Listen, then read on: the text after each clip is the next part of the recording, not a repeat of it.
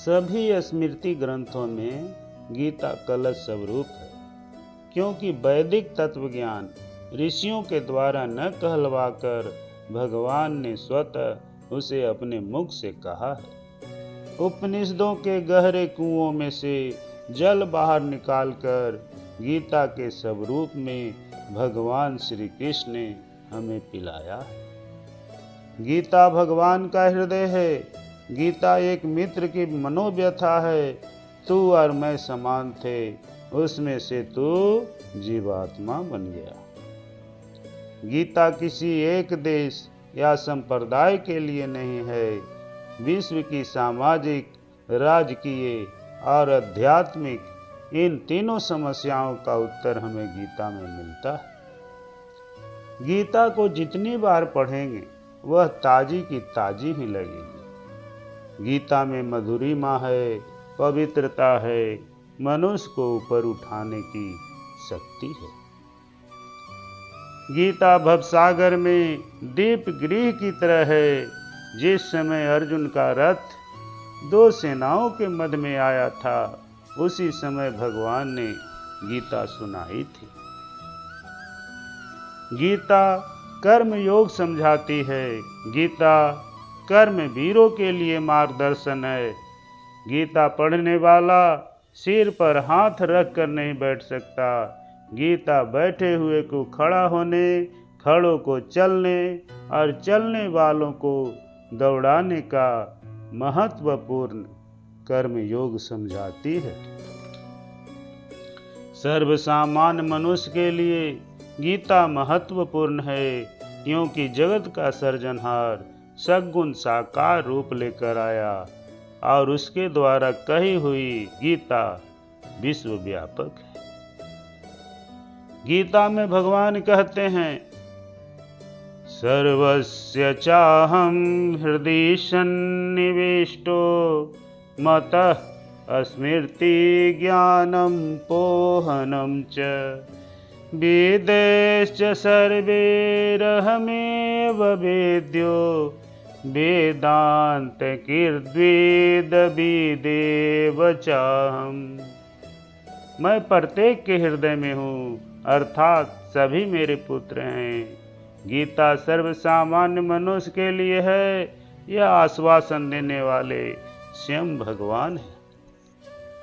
सभी शास्त्रकार कहते हैं, आकाश में रहने वाले पिता को नमस्कार कर। लेकिन गीता में भगवान ने कहा है, तू मेरा ही अंश है। इतना ही नहीं, मैं तुझ में तेरे हृदय में ही स्थित। तू अकेला नहीं है, मैं भी तेरे साथ हूँ। गीता में तेजस्वी ज्ञान, प्रसन्न भक्ति और निर्विकार कर्म योग तो है ही, साथ साथ गीता में साधना योग भी समझाई गई। किए बिना कुछ मिलता नहीं, किया हुआ व्यर्थ जाता नहीं। काम करने की शक्ति तुझ में है, काम करता जा और पुकारता जा, मदद तैयार है। गीता आज से लगभग 5150 वर्ष पहले के मनुष्यों के लिए कही गई है। उसमें से आज एक शब्द भी नहीं बदला जा सकता।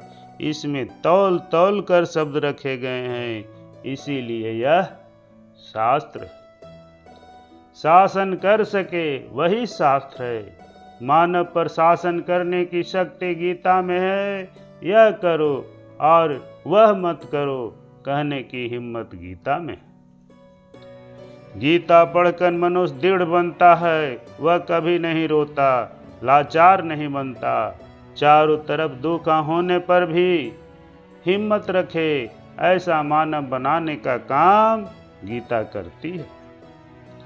जीवन से निराशा को निकाल देती है। गीता राज विद्या समझाती है। तुम कहीं भी हो, सृजनहार तुम्हारे साथ है। गीता मनुष्य को राजा बनाती है, राजकुमार बनाती है। गीता पढ़ने से जीवन समझ में आता है, स्फूर्ति आती है। गीता ब्रह्म विद्या समझाती है। तू ही ब्रह्म है। तू जो दिखता है वह तू नहीं, तू यानी कौन, विचार कर। यह जो ब्रह्म है उसी ब्रह्म का तू अंश है। आज समाज में एक वर्ग कहता है कि भोग में ही सुख है, वह फ्लैट, फिएट और फ्रिज में और उसके लिए ही कार्यान्वित है। दूसरा वर्ग कहता है कि त्याग में ही सुख है। सामान्य मानव के लिए दोनों बातें अशक्य है। उसे इहलोक में रहकर परलोक के बारे में भी सोचना है। सबको गेरुए वस्त्र धारण करके जंगल में जाने की जरूरत नहीं है, अपितु प्राप्त स्थिति में रहकर निष्काम कर्म योग द्वारा आनंद से जीना है।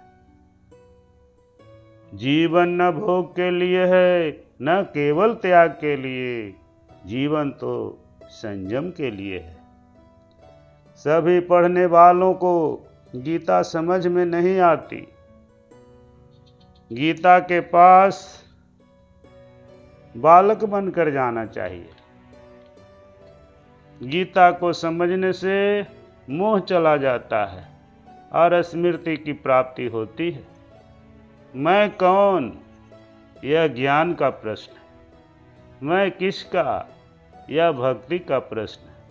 और मैं किस लिए, यह कर्म का प्रश्न है। जीवन में जिसकी विस्मृति हो गई है, गीता इन सब की स्मृति देकर मोह का नाश करती है। रणभूमि में अर्जुन अपने संबंधियों और आचार्य तथा पूज्य लोगों को देखकर सम्मोहित हुआ था, इसलिए युद्ध करने से इनकार कर रहा था। इस कर्तव्यच्युति को दूर करने के लिए भगवान ने अर्जुन को गीता सुनाई है। गीता वीरों का गीत है।